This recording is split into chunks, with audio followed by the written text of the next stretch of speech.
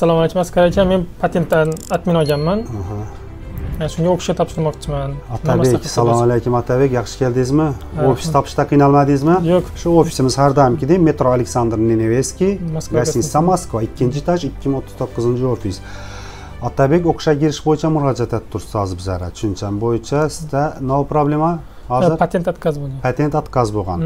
Da, sizda agarda patentingiz отказ bo'lgan bo'lsa, deport zapretingiz yo'q. To'g'rimi? Siz prosta turdoy dogovor qilmagansiz, patentingiz annulleniy bo'lib ketgan. Shuning uchun o'qishga girilsangiz bo'ladi. Agarda siz hozir Rossiya hududida bo'lsangiz, o'qishga girilsangiz bo'ladi. Agar patentingiz atmin bo'lsa, o'qishga girib turib ishlasangiz bo'ladi. Sizdan talab etiladigan hujjatlar bor. Attestat kerak yoki diplom kerak. Attestat 11-sinf bitirgan yoki kollej bitirganlik haqida diplomingiz bormi? Bor, diplom. Diplom bor. Neydi ishlaysiz o'zingiz? O'zim shu stroka. Strokada ishlaysan. Stratilni saqasini qo'yamiz unda xudo xolasa. Kontrakti где-то 70 ming rubl bo'ladi, yillik to'lov bo'lib to'laysiz kontraktini 2 bo'lib. Asosan xolasangiz har kun kechsa o'qish bo'lib, kechqurun borib o'qing, xolasangiz distansiyon o'qisangiz bo'ladi. 70 ming rubl kontraktni to'laysiz, patent qilish shart emas. Shu o'qishga girgandan keyin kirdi chiqdi qilib kelasiz, uchoba qilib kelasiz. Uchoba qilib kelganingizdan keyin universitetni migratsioniy kartangizni 1 yil prodilnatib beradi. Prodilna qilib beradi, ya'ni pechat bosib beradi. Keyin shu ana shu основание bilan 1 yil registratsiya qilib ham o'qib ham ishlasangiz bo'ladi. Asosiysidan universitet qiladigan talablar, semestrlar vaqtida yopish kerak, kontraktni vaqtida to'lov qilish kerak. Boshqa hech qanaqa problema chiqmaydi sizdan.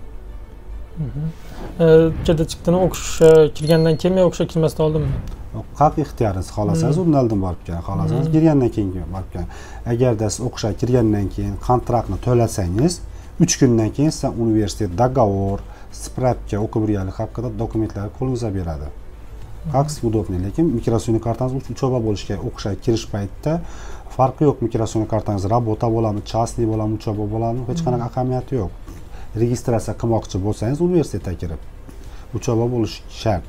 Nimaga desangiz, har bir universitetning o'zining международный отдели bor, ya'ni xalqaro отдели, o'sha chet el fuqarolar bilan ishlash отдели bor. Shu yerga murojaat qilsangiz, sizga qanaqa hujjatlar kerakligini aytadi. Lekin universitet sizga registratsiya qilib bermaydi. Registratsiyani o'zingiz qilasiz. Yashab turgan joyingizga o'sha universitet taqdim qilgan hujjatlarni olib bersangiz, 1 yilga cho'zib beradi registratsiyani. Tushunarli. Yana qanaqa savollar bor? Qaysi sohada o'qimoqchisiz? O'sha stratilni. Stratilnidan u yoqda kollejda qaysi sohada o'qigansiz? Avtomobillarni yig'ish ta'minlash. Avtomobillarni. Xolasangiz u fakultetga qo'yib qo'yamiz. Nima bitek ishman olganman. Stratilni o'qisang, xudo xolasa, patentingiz chiqmadi. Patent отказ bo'lgan. Internetdan ko'rdingizmi bizlarni? Ha, Instagramdan ko'rdim. Instagramdan ko'rdingiz, yaxshi.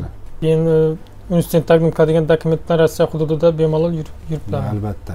Agarda siz universitetga kirgandan keyin migratsioniy kartangiz uchoba qilib kelsangiz, universitet международный отдели sizga migratsioniy kartangiz prodilna qilib beradi. Bemalol Rossiya hududida qonuniy ravishda ham o'qib, ham ishlasangiz bo'ladi.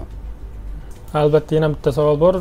Meni ham yonimda ishlaydigan bolalar bor, 50 dan oshgan, 40 dan oshgan. Katta yoshlilarga ham to'g'ri keladimi o'qishingiz? Albatta, universitet o'qishlar, hokazo oliygohlar hech qanaqa yosh tanlamaydi, bilasiz, ilm 7 yosh, 70 yoshga deydi, to'g'rimi?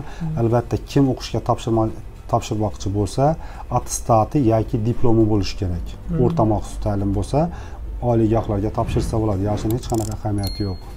70 yoshda bo'ladi, 50 yoshda bo'ladi, bemalol murojaat qilsa bo'ladi. Asosiy hujjati bo'lishi kerak ularning attestati yoki diplomi kollej bitirganlik haqida.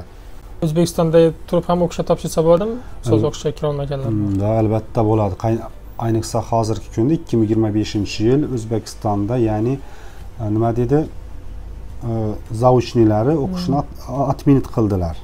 O'qishni bemalol turib O'zbekistondagi ofislarimizga, ya'ni hozir shu yerda nomer qoldiramiz, endi nomer qoldiramiz. O'sha nomerlarga telefon qilib O'zbekistondagi ofisimizga bog'lanib, hujjatlarni topshirib, xohlasa O'zbekistondagi ofisga hujjatlarimizni topshirib turgan holda keyin Rossiyaga kelishi mumkin, prямо uchoba qilib. Prямо o'qishga kirib turib keyin keladi. Xohlasa Rossiyaga kelish niyati yo'q, O'zbekistonda o'qimoqchi bo'lsa, zavuchniga topshirishi mumkin. O'sha juda imkoniyatli. Masalan, O'zbekistonda turadi, hujjatlar topshiradi ofisimizga. bemalol keyin hamma ishi hal bo'lgandan keyin o'qishga kirgandan keyin bemalol uchovada samolyotda yoki mashinada kelib ishini davom qildirsa bo'ladi, ish faoliyatini Rossiya hududida. Agarda O'zbekistonda hujjat topshiradigan bo'lsa, zavuchni o'qiydigan bo'lsa, ular Rossiyaga kelish niyati yo'q, prosta zavuchni o'qimoqchi. Hozir O'zbekistonda qonun bo'yicha zavuchni o'qish mumkin emas. Kontraktlar 30 ming rubl bo'ladi, zavuchnisiniki. Yillik to'lov 30 ming rubl. 2 bo'lib to'lanadi, bemalol zavuchni onlayn telefon orqali o'qisalar bo'ladi O'zbekistondagilar. Rossiyaga chiqmaydiganlar. Rossiyaga chiqadiganlar sal kontrakt qimmatroq, bularda o'qish bo'ladi, kechqurun bo'ladi. Shuning uchun kontrakt qimmatroq bo'ladi. O'zbekistondagi ofisimizga murojaat qiladi, hujjatlar topshirib kelishi mumkin. Keyinchalik bu diplom bilan O'zbekistonda ishlasam bo'ladimi? Albatta ishlasa bo'ladi. O'zbekiston bilan Rossiyaning shartnomasi bor, bir vaqtda qilingan 2009-yil qilgan davlat universitetlari hammasi O'zbekistonda tan olinadi, ya'ni qonun bo'yicha tan olinadi. Bemalol O'zbekiston hududida ish faoliyatingizni davom qildirishingiz mumkin. Rossiyada oliy ta'lim diplomi bo'lsa qo'lingizda, rossiyskiy oliy ta'lim bo'lsangiz. Barcha savollarimga javob oldim. Rahmat sizga. Atabek, tanishganimdan xursandman. Hujjatlaringizni ko'rib chiqamiz. Xudo xolasa, o'qishga kirgandan keyin ham bittani ko'rsatamiz, ha?